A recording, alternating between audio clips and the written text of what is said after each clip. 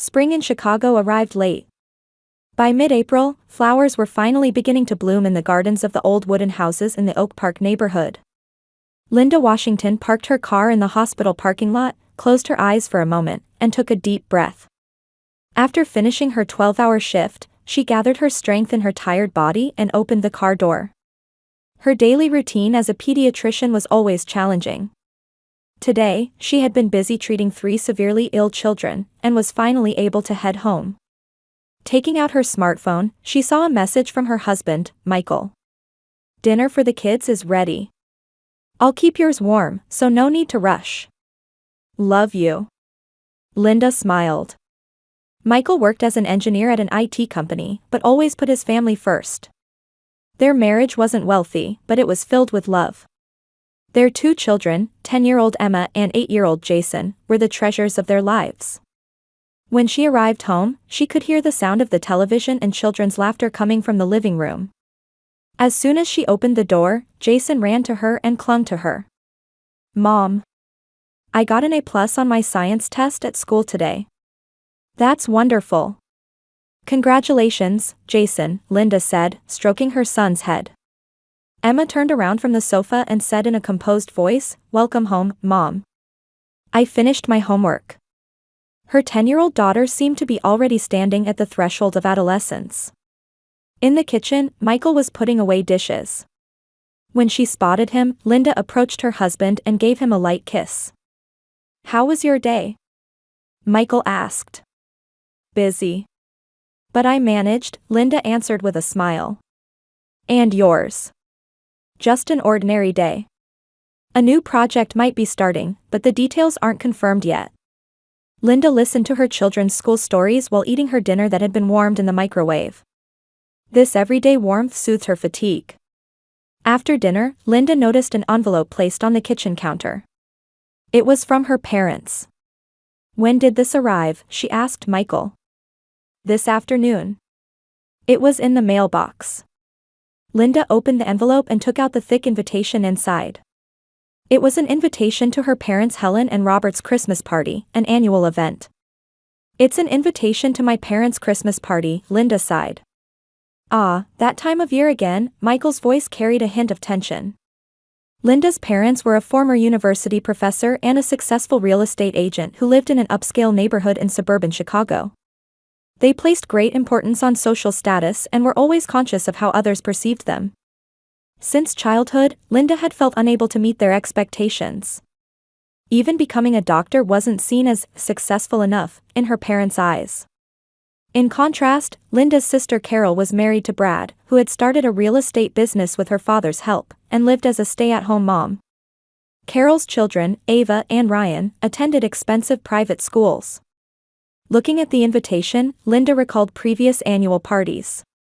Surrounded by her parents' friends dressed in luxury brands, she and her family always felt out of place. Her parents never directly criticized, but their true feelings were transparent in questions like, "Why don't you move to a better school district?" or "Any plans to send the children to private school?" "Do we have to go?" Michael gently asked. Linda shook her head. "We'll go. With the children. It's a family tradition." She took out her cell phone and sent a reply to her parents. "Thanks for the invitation. We'll definitely attend. Is there anything we should bring?" Her mother's reply came immediately. "No need to bring anything.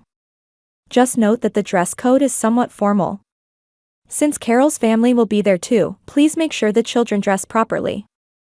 Linda read the message and closed her eyes briefly. It was the same implicit pressure every year. Michael placed his hand on her shoulder.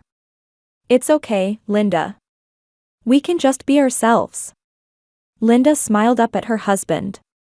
"Thank you. That's true." Listening to the children playing in the living room, Linda reminded herself that her true wealth was right here in this house. Still, the childhood wish to be acknowledged by her parents remained in a corner of her heart.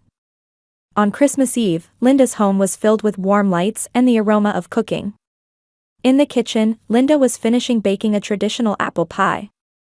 It was a recipe she had learned from her mother Helen, and the scent of cinnamon and nutmeg wafted all the way to the living room. Mom, I wrapped the presents we're taking to Grandma's house. In the living room, Emma was tying gold ribbons on bright red wrapping paper. Beside her, Jason was earnestly coloring a handmade Christmas card. They look beautiful, Linda smiled, peeking at the children's work. The sound of the front door opening was heard, and Michael came in, shaking snow off his coat. I cleared all the snow off the car. Driving should be easier tomorrow. Thank you, Linda kissed her husband. The kids are working hard on preparations too. Michael entered the living room and put his arms around the children's shoulders, praising their work. These are wonderful creations.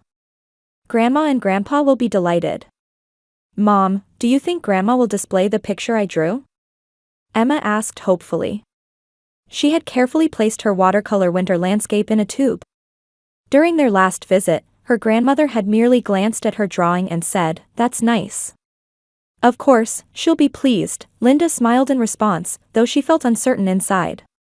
Her mother had always said she only displayed real art. As the night deepened, after putting the children to bed, Linda and Michael relaxed in the living room with hot chocolate.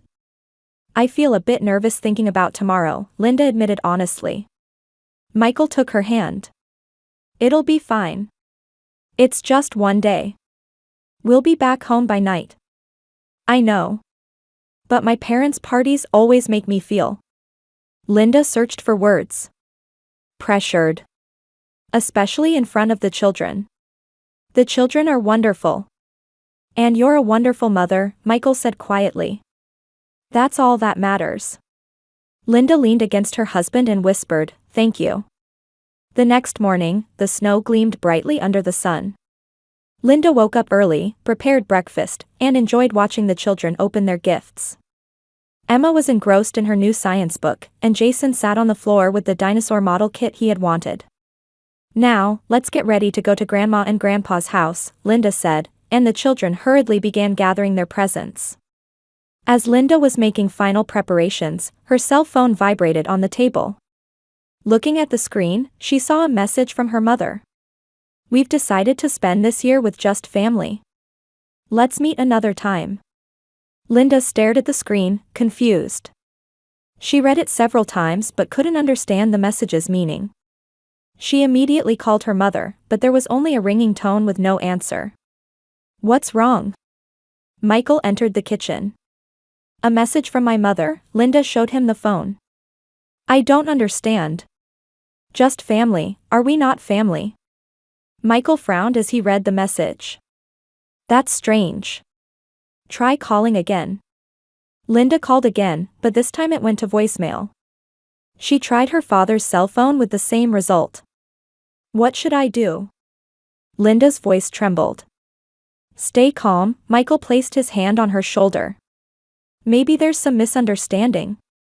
Linda took a deep breath. What do I tell the children? They were looking forward to it. We have to be honest, but gentle. When they returned to the living room, the children were already wearing their coats and holding their presents. Linda sat down in front of them and began explaining gently. There's been a change of plans, she chose her words carefully. Grandma contacted me saying they've changed today's plans. It looks like we'll be spending Christmas just by ourselves today. But you said we'd see Grandma and Grandpa. Jason's voice trembled, and tears welled up in his eyes. I know, I'm sorry, Linda hugged her son. I don't fully understand either. But we'll make sure to see them another day. Emma silently observed the situation. At 10 years old, she sensed that something wasn't right. Mom, are Grandma and Grandpa angry? No, I don't think so, Linda answered, though she herself wasn't sure of her answer. Michael joined them. There might be some misunderstanding. But we can have a wonderful Christmas right here. I'll roast a turkey, and we can all decorate together. The children calmed down a bit, but couldn't hide their disappointment at suddenly losing the time they had expected to spend with their grandparents. Jason in particular kept looking out the window, checking if his grandparents' car was coming. That evening, after the children had gone to bed, Linda sat on the sofa and began checking social media. She had been waiting for contact from her parents all day, but there was nothing. She had also sent a message to Carol, but it was only marked as read with no reply. As she scrolled, suddenly posts from her parents' account appeared on the screen. Linda gasped. There were photos of a lavish Christmas party being uploaded one after another. Her parents' living room was decorated magnificently, her father held a glass of expensive whiskey, and her mother was smiling in an elegant dress. And there were Carol and Brad, their children, and also uncles, aunts, and her parents' close friends. The caption read, "Best Family Christmas. A special day with loved ones." Linda stared at the screen, feeling a pain in her chest. Only her family had been excluded from this list of loved ones. What's wrong? Michael noticed her expression and came closer. Linda silently handed him the phone. As Michael frowned while looking at the photos, Emma came down the stairs. "I'm thirsty," she said, sitting next to Linda. Then she saw the screen that was still open. "Mom," Emma whispered. "Aren't we family?" At that moment, tears welled up in Linda's eyes. All she could do was hug her daughter. Michael sat beside them, gently embracing his family. "We are family, Emma," Linda said, stroking her daughter's hair. "The best family." After taking Emma back to her room, Linda gripped her phone with trembling hands. Her heart was filled with a mixture of anger and sadness. She had always tried to meet her parents' expectations. But today, they had sent a clear message. Linda Washington and her family were not part of the real Anderson family. 3 months passed. Spring in Chicago was still far away, and the March sky was covered with gray clouds. Linda had kept contact with her parents to a minimum. After Christmas, she had received several apologetic messages from her mother, but Linda had not responded. After the new year, her sister Carol had also sent an email asking to make up, but Linda had politely declined. "Sometimes it's important to keep some distance," Linda had explained to Emma and Jason. The children were confused by their grandparents' sudden rejection, but gradually adapted to their new normal. Linda's family had begun creating new traditions of their own, like weekend hiking and board game tournaments. One Wednesday evening, Linda returned home exhausted after a long day at the hospital. As she parked her car in the driveway, she saw a familiar figure on the porch. It was her sister, Carol. "Linda," Carol called to her as soon as she got out of the car. Her expression was downcast, and her usual confident demeanor was subdued. "Carol? What's going on?" Linda asked in surprise. The last time she had seen her sister was before that Christmas. "I need to talk to you," Carol began. "It's about our parents, isn't it?" Linda responded calmly. The two entered the house and sat in the living room. Michael and the children hadn't come home yet. Carol took a sip of coffee and sighed. "Things have become complicated," Carol began, choosing her words carefully. "Our parents' social reputation is in free fall." Linda listened silently. "The Christmas incident has spread in the church community," Carol continued. "Someone saw our parents' social media post and started asking questions, wondering why your family was the only one missing." According to Carol, their parents were beginning to be labeled as despicable grandparents who discriminate against their grandchildren. Long-cherished friendships were cracking, and their father's position in the Rotary Club was in jeopardy. "And?" Linda asked, controlling her emotions. "That's not all," Carol frowned. "I was preparing for the 50th anniversary party Mother was planning for our parents. But when I learned the truth about Christmas..." She paused. "I was furious. I unilaterally canceled the party plans." "I didn't know they were excluding your family," Carol confessed. "Our parents decided suddenly that morning. They said, Linda's family doesn't fit our lifestyle." Linda felt a pain in her chest. It hurt to hear her parents' true feelings, but at the same time, it confirmed what she had felt in her heart all along. "So, what do you want from me now?" Linda asked. Carol took a deep breath. "Things have gotten worse." According to her explanation, their father Robert's real estate company had fallen victim to a major fraud. A con artist posing as an investor had proposed a high-value real estate development plan, and Robert had invested a large sum of money. Last week, it was discovered that the con artist had disappeared, and all the funds were gone. Brad's company was also a victim of the same fraud. Carol's voice trembled. We're really struggling financially. Linda was shocked.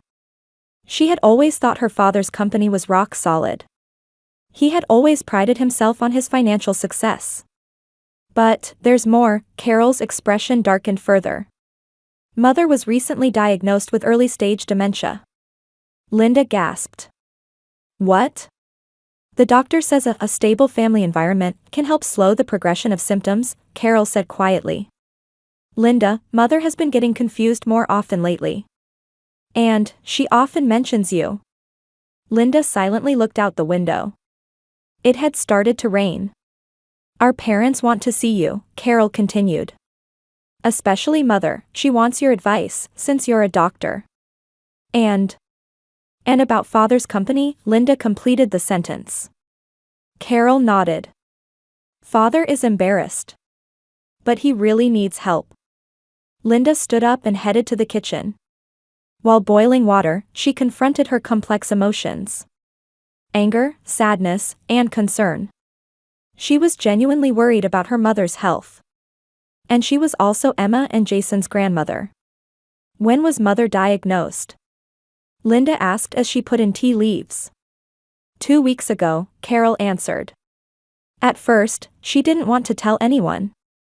But as the symptoms worsened, Linda returned to the living room with mugs. Carol, I'll be honest. When our parents excluded my family, it deeply hurt me, Linda said quietly. Especially the children. Emma and Jason didn't do anything wrong. Carol nodded. I know. I truly feel sorry about it. It's not you who should apologize, but our parents, Linda said. But hearing about Mother's health concerns me. Just then, the front door opened, and Michael and the children came home. Emma and Jason looked surprised to see Carol. Hello, Aunt Carol, Emma said politely. Hi, Jason waved awkwardly. Kids, I need to talk with Aunt Carol.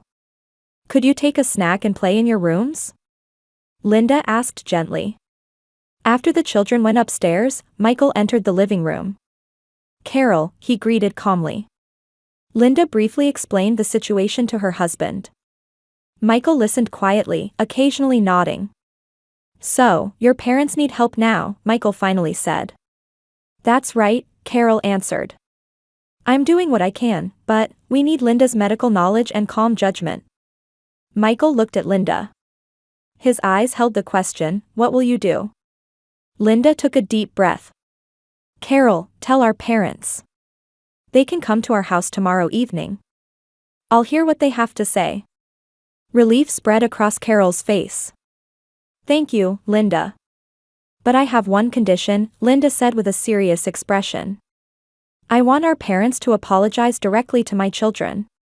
The wounds Emma and Jason received won't heal easily. Carol nodded. I'll tell them. After she left, Linda and Michael sat in silence for a long time. Are you sure about this? Michael finally asked. I don't know, Linda answered honestly. But if Mother really has dementia, for the children's sake too, I have to do something. Michael took her hand. I'll support your decision. Whatever it is. That night, Linda couldn't sleep. The thought of facing her parents tomorrow made her chest tighten. At 6 o'clock the next evening, Linda stood by the window, watching for her parents' car to appear on the street. Michael was in the living room with the children, gently explaining the situation. Grandma and Grandpa are coming today. We need to talk about something, Michael said gently. Won't they kick us out again? Jason asked anxiously. His innocent question pained Linda's heart. Jason, Emma admonished her brother. You shouldn't say it like that. Emma, at just 10 years old, was beginning to understand the subtleties of the situation. Linda was sometimes surprised by her daughter's maturity. It's going to be okay, Linda returned to the living room and sat in front of the children. Grandma and Grandpa are coming to apologize for what happened at Christmas. They want to talk to you directly. Really? Jason's eyes widened. But Emma's expression was skeptical. Why so suddenly? Linda hesitated for a moment. She was wrestling with how to explain her mother's illness to the children. Grandma isn't feeling very well right now, she chose her words carefully. And being with people she cares about is important for Grandma. The doorbell rang, and the four looked at each other. Michael stood up and said, "I'll get it," as he headed to the door. The door opened, and tense voices could be heard.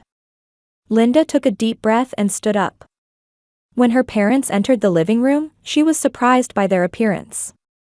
Robert had slumped shoulders, his usually dignified posture gone. His face showed fatigue, and his eyes behind his glasses were downcast. Helen had tried to dress elegantly, but her makeup was slightly smudged, and her hands trembled slightly. "Linda." Helen's voice was weak. "Mom, Dad," Linda greeted them calmly. "Please sit down." Her parents sat on the sofa. Emma and Jason sat facing them, looking at their grandparents with a mixture of curiosity and caution. "Please hear us out," Robert pleaded in a trembling voice. "Please, Linda," Helen added. Linda took a deep breath and looked at them. "Don't you have something to say to the children?" Robert and Helen exchanged glances and nodded. Helen turned to face the children. "Emma, Jason," she said softly. "Grandma and Grandpa made a very foolish mistake. We're truly sorry for hurting you," Robert added with a serious expression. Emma remained silent, looking at her grandparents with a blank expression. Jason, however, asked frankly, "Why didn't you invite us?" A heavy silence fell over the room. Helen and Robert exchanged glances again. Finally, Helen answered in a small voice. This is embarrassing but..." She was searching for words. "We didn't want to show our friends Linda's family's modest lifestyle." Linda gasped at these words. She hadn't expected such a frank confession. "Modest?" Jason asked in confusion. "What's that?" "It means..." Robert tried to explain, but Emma interrupted. "It means they were embarrassed because we're not rich." Emma's voice was quiet but sharp. "But we're happy." Tears welled up in Helen's eyes. "Emma, you're right. We were living with the wrong values." "Children, would you go play in your rooms for a while?" Linda asked gently. "The adults need to talk." Emma and Jason reluctantly went upstairs. When they were out of sight, Linda turned to face her parents. "It's good to know the real reason," her voice was calm. "At least I appreciate your honesty." "We were wrong," Robert bowed his head. "We're truly sorry for hurting you and the children." "Your family is wonderful," Helen said through tears. "We just failed to see the value." Looking at her parents, Linda felt complex emotions spreading in her chest. The anger and sadness were still there, but she also felt pity for them. "I heard from Carol," Linda changed the subject. "About Mother's health, about Father's company." Robert's shoulders slumped. "It's humiliating. Everything I built over a lifetime. My memory is becoming strange," Helen said in a trembling voice. "I'm scared, Linda." Linda took her mother's hand. As a doctor, she understood how terrifying a dementia diagnosis could be. "I'll refer you to a good neurologist," Linda said. "A colleague at my hospital who specializes in this field." "Thank you," relief appeared in Helen's eyes. "And, Father," Linda turned to Robert. "Regarding the fraud case, one of my patient's fathers is a lawyer. He might be able to help." "That's..." Robert choked on his words. "Thank you."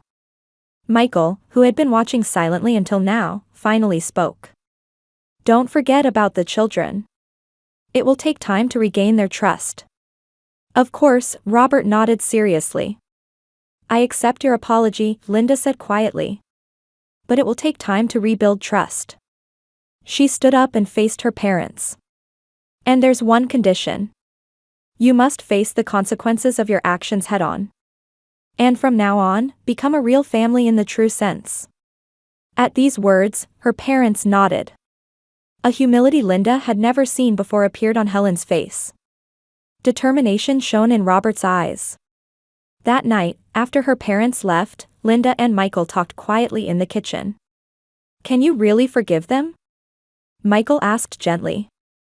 Linda thought as she drank her tea. Not completely, not right away, but I think we've taken the first step. Michael put his arm around her shoulder. You're such a strong person. I'm not strong, Linda smiled. I just know that family bonds are more important than anything else. Though I didn't learn that from my parents. The sound of the children's laughter could be heard from upstairs. Linda reflected on today's events as she listened to that sound. Rebuilding the relationship with her parents would be a long journey. But today, they had taken the first step. A year later, winter had come to Chicago again. Through the window of Linda's home, fresh snow could be seen accumulated in the garden. In the living room, Emma and Jason were helping decorate the Christmas tree, and Michael was on a ladder attaching a star to the top. Helen, Mama, where should I put this ornament? Jason asked, holding a blue glass ball, addressing his grandmother who was sitting in a rocking chair in the corner of the living room. You can put it wherever you like, my treasure, Helen smiled gently. Many things had changed over the year. Though Helen's dementia had progressed, with regular family support, she had many stable and peaceful days. The treatment from the neurologist Linda had referred, along with a secure environment, had been effective. Robert had succeeded in recovering some of the funds from the fraudster, but he didn't return to his previous wealthy lifestyle. He and his wife had sold their large suburban house and moved to a small condominium just a 10-minute drive from Linda's house. Family dinners every Sunday had become a new tradition, sometimes including Carol's family. I'm going to check on the pie, Linda said as she headed to the kitchen. Helen stood up. I'll help. In the kitchen, the two women began working side by side. This was once an unimaginable scene. That Christmas was my life's biggest regret, Helen said quietly. She was watching Linda take an apple pie out of the oven. But without it, we might not be where we are today, Linda turned and smiled. Life's irony, Helen sat at the table, holding a teacup with her wrinkled hands. Only after losing money and social status did I understand what the real treasure was. It's never too late, Linda squeezed her mother's hand. Most of her former social circle had drifted away, but true friends remained. Robert had begun volunteering at church, and now even gave advice to other elderly people as an exemplary grandfather who successfully rebuilt his relationship with his grandchildren. On sunny days, Helen walked in the neighborhood park with Emma and Jason. She called them my treasures, and expressed a straightforward affection she had never shown before. The doorbell rang, and Carol's family arrived. Ava and Ryan ran to their cousins, and the adults exchanged greetings. Carol had changed too. Her clothing was no longer as extravagant as before, and her attitude had become more humble. At dinner time, Robert gathered everyone and said, "This year, I want to express my gratitude again. To Linda and Michael, and the children, who taught us the true meaning of family." Glasses were raised, and smiles spread around the table. When dessert time came, Emma stood up and said, "Grandma and Grandpa, thank you for becoming part of our family." At these words, tears of gratitude fell from the eyes of the two who had once clung to their definition of family. They had finally understood what true wealth was. Outside the window, snow continued to fall silently, and the Christmas tree lights warmly illuminated the room. Linda looked around at her family and felt a quiet satisfaction. A journey that had begun with pain had transformed into healing and true bonds. This year's Christmas had become a symbol of inclusion, not exclusion. And that was the true meaning of family.